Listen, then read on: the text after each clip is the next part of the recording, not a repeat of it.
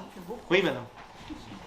C'est beaucoup. Quelle était la proportion de non-chiites dans la brigade que Nasrallah là, les brigades, il n'y a pas de... Normalement, les brigades, c'est pas censé être pour les chiites. Enfin, un chiite va rentrer dans la résistance islamique, plutôt dans la branche religieuse, puisqu'il croit en la doctrine du Hezbollah.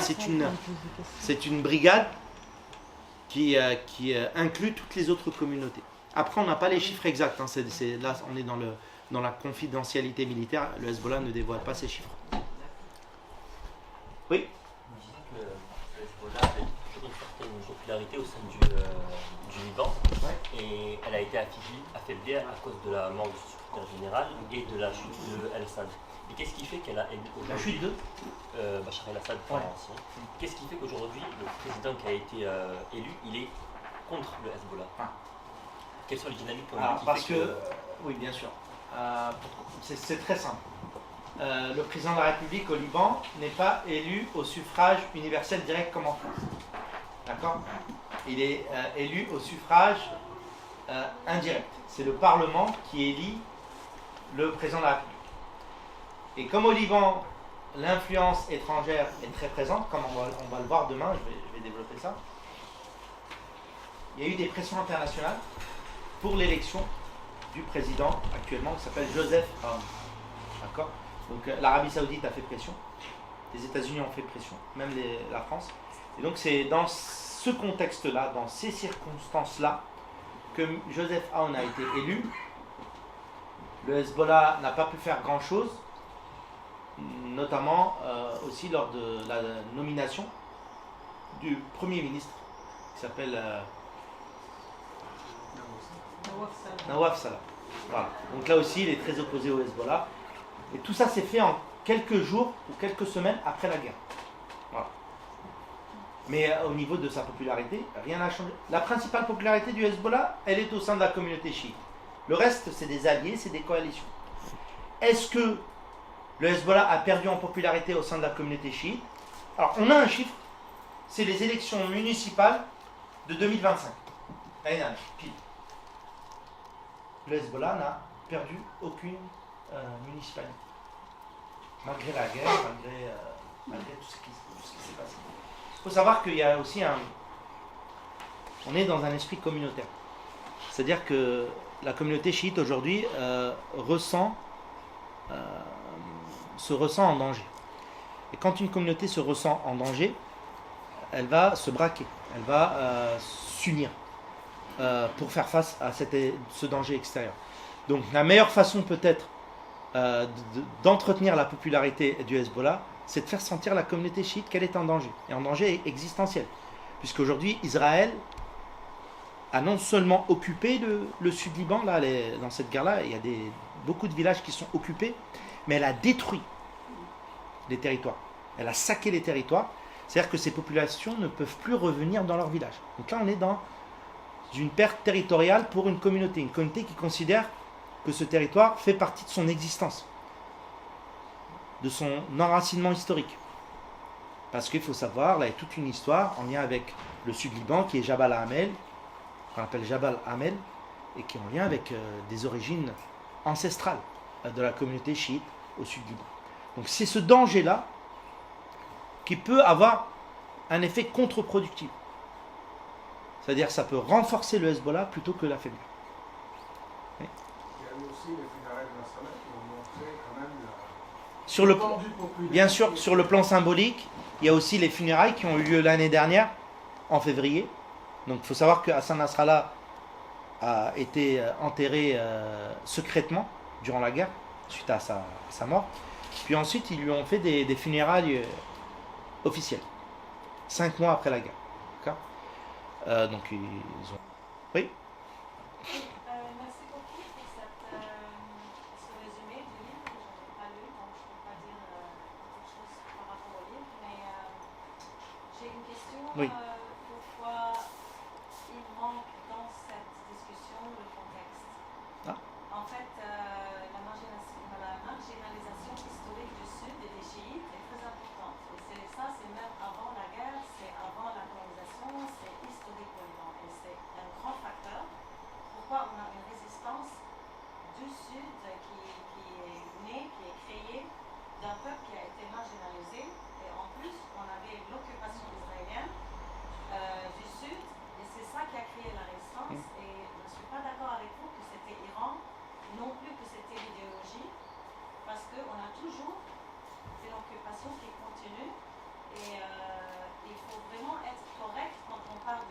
Shia et libanaise. La Syrie a déjà confirmé ça. Donc, il y a toujours une occupation, même durant les années où ils se sont retirés. La guerre civile, il faut parler de ça aussi, où tous les groupes des différentes confessions s'est armés et se battaient l'un contre l'autre. Donc, ce n'était pas seulement Hezbollah et Aman. Il y a aussi le fait que la résistance était de plusieurs groupes, et pas seulement le Hezb, pas seulement Hezbollah.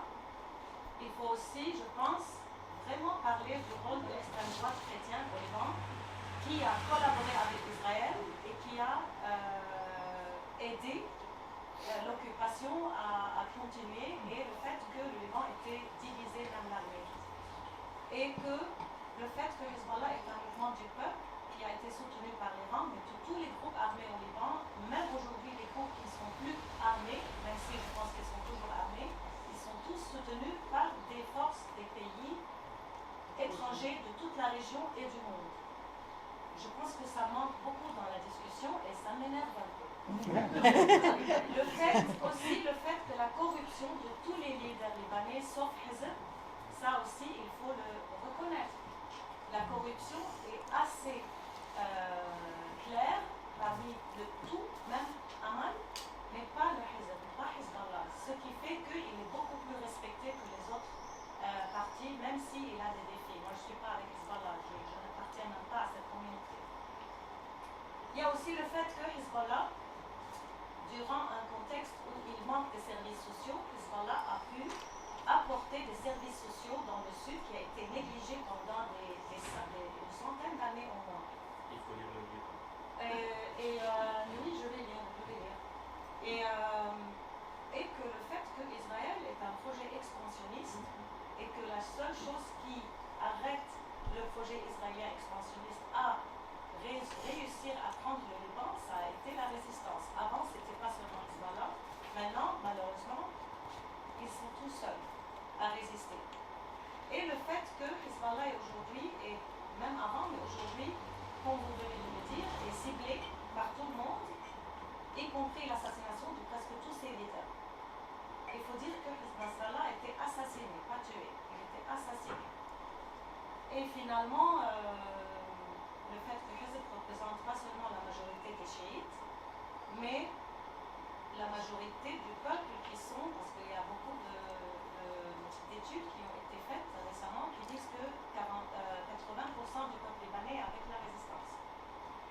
Mais aussi, il faut dire finalement, c'est mon dernier point, la résistance, pas forcément Hezbollah, la résistance, de résister à l'occupation. 80% le dit. Et puis finalement, mon dernier point, qui est aussi dans la même question sur le contexte qui manque ici dans cette discussion, c'est le fait que la majorité du peuple libanais sont des chiites. Ils sont la majorité du peuple libanais, c'est les chiites aujourd'hui. Mais on a toujours les statistiques qui datent de 1920 et qui refusent de donner plus de pouvoir au Hezbollah et aux chiites. En fait, ils sont traités politiquement comme la minorité. Donc tout ça, c'est un contexte très important, monsieur, et j'espère que dans le futur, vous allez aborder ces questions. Merci. Merci, madame. Bon, je respecte votre avis, votre intervention. Alors, il y a un certain nombre de choses que vous avez évoquées qui sont présentes dans le livre. Mais moi, là, j'ai dépassé les 1h30. Donc, je ne peux pas tout dire en 1h30. Je devais seulement intervenir 1 heure. Là, je suis à 1h30. Donc là, si je rentre dans l'action sociale, dans l'enracinement chiite, dans le livre, j'ai parlé beaucoup de Moussa Sadr, du chiisme. On ne peut pas faire ça dans une seule conférence. Donc, il faut lire le livre. Beaucoup de choses que vous avez évoquées sont dites dans le livre. Après, je suis d'accord avec vous sur beaucoup de points que vous évoquez. Après, ça dépend quelle posture on cherche à prendre. Vous pouvez dire des choses comme un avis personnel ou un point de vue personnel que moi, je ne peux pas me permettre de le dire si je n'ai pas les preuves concrètes et scientifiques. C'est-à-dire là, vous avez dit que les chiites sont les majoritaires au Liban. C'est pas une réalité. En tout cas, c'est peut-être pas que je formulerai ça, c'est peut-être pas de cette manière que je formulerai ça. Je dirais, il est possible que les chiites soient la plus grande minorité. Mais il n'y a pas de majorité au Liban. Il n'y a pas une communauté qui est majoritaire au Liban. C'est pas possible que les chiites soient plus de 50%. D'accord ? Donc, ce que vous dites, je suis majoritairement d'accord avec ce que vous dites. Une partie de ce que vous dites est déjà évoquée dans le livre. Après, par rapport au nombre de chiites, c'est pas très précis ce que vous avez dit. Et concernant assassinat de Hassan Nasrallah, c'est écrit dans le livre. Assassinat de Hassan Nasrallah. Voilà. Une autre question ? Quand ? C'était écrit tué. Et juste pour vous dire. Tué où ? Non, vous avez écrit Nasrallah tué, pas assassiné. Oui, il est tué de toute façon. Oui, comme si c'était juste quelqu'un qui est tué par la guerre. Il y a éliminé, il y a assassiné, Il était ciblé, monsieur. Ciblé. il y a ciblé, assassiné, tué. On peut utiliser différentes terminologies, mais après le contexte est le même. Mais dans le livre, j'ai mis assassiné, à l'intérieur du livre. Bref, on va pas s'arrêter sur un mot. D'autres questions ? Oui ? Vous disiez que le but aussi de l'Iran à travers le Hezbollah, c'est d'exporter la révolution. C'est pas exporter, c'est pas le bon terme. C'est pas le bon terme. Ah, c'est pas le bon terme. Le but de l'Iran c'est un État. D'accord ? Comme tout État, il faut être pragmatique, hein, qu'on soit pour ou contre. Comme tout État, un État cherche à avoir une influence. D'accord ? Donc l'Iran, durant la guerre Iran-Irak, la première chose qu'elle a remarqué, c'est qu'elle n'avait pas d'alliés. Elle était seule à combattre. Ça, c'est dû principalement aux positions qu'a eues la République islamique, dès sa naissance, dès sa fondation. Tous les pays du Golfe sont contre elle, ils ont même financé la guerre de Saddam Hussein, les États-Unis étaient contre l'Iran, la Russie aussi, tout le monde. Donc elle s'est dit qu'il faut qu'elle puisse créer progressivement un réseau d'alliances, même à travers des forces non étatiques. D'accord ? Et c'est ce qu'elle a réussi à faire. Donc un allié, deux, une force qui combat Israël. Le discours adopté par l'Iran, par la République islamique, c'est un discours hostile à Israël et qui cherche à soutenir la résistance et à libérer, entre guillemets, la Palestine. D'accord ? Donc c'est une force militaire pro-iranienne à la frontière avec Israël. Donc elle a tout intérêt à défendre, à soutenir le Hezbollah. Deux, sur le plan idéologique, oui, effectivement, le Hezbollah est sur le plan idéologique, moi je dirais sans problème sur le plan idéologique que c'est une extension organique de la révolution islamique en Iran. C'est-à-dire qu'ils ne cherchent pas à prendre le pouvoir et à instaurer un État islamique par la force. Je l'ai dit ça il faut l'enlever. D'ailleurs, Hassan Nasrallah a des déclarations en 2003 dans le journal Le Figaro. Il dit ne plus chercher à instaurer un État islamique parce que c'est impossible au Liban. Il y a des chrétiens, il y a des sunnites, etc., des druzes.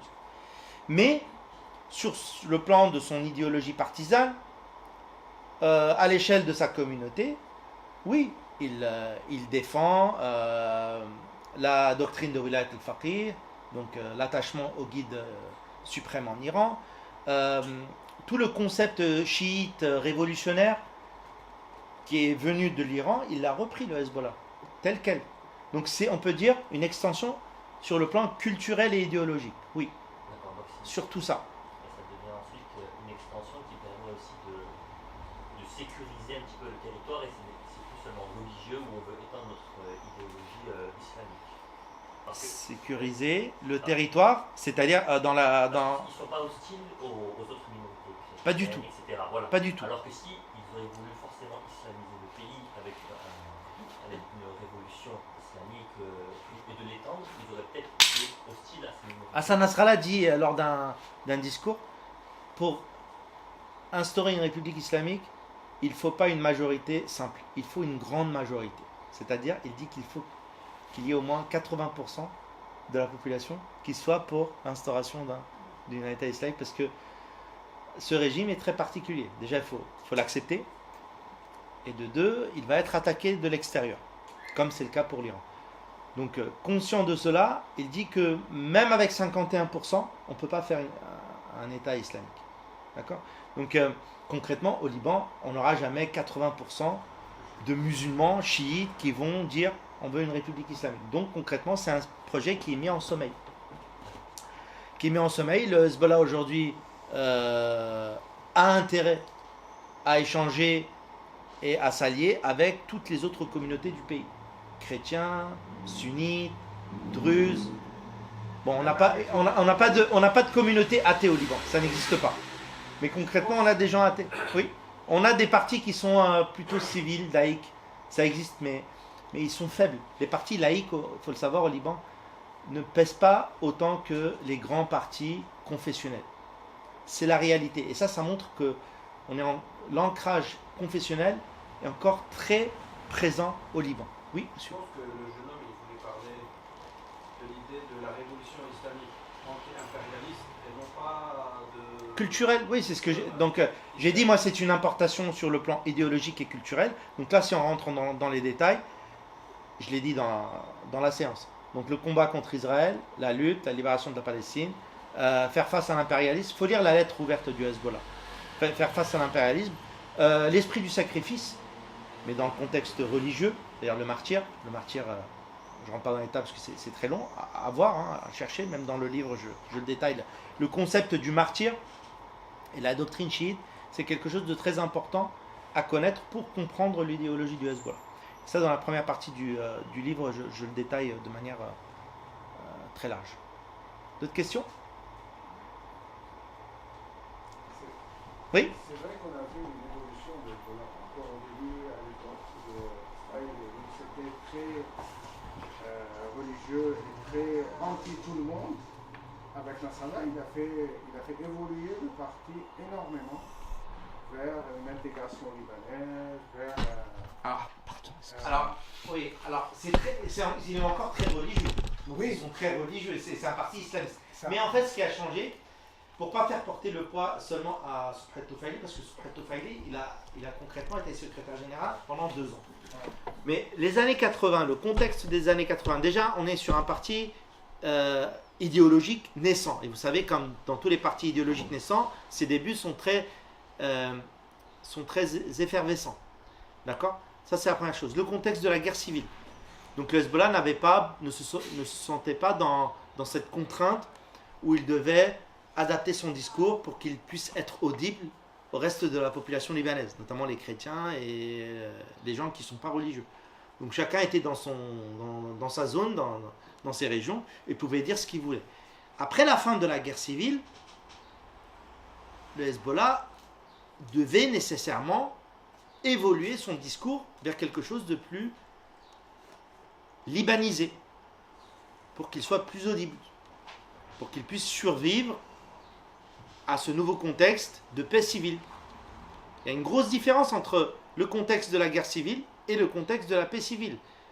Dans le même ordre, dans les années 80, il y avait des chrétiens qui cherchaient à créer un État chrétien, qui défendait un nationalisme chrétien dans la zone chrétienne.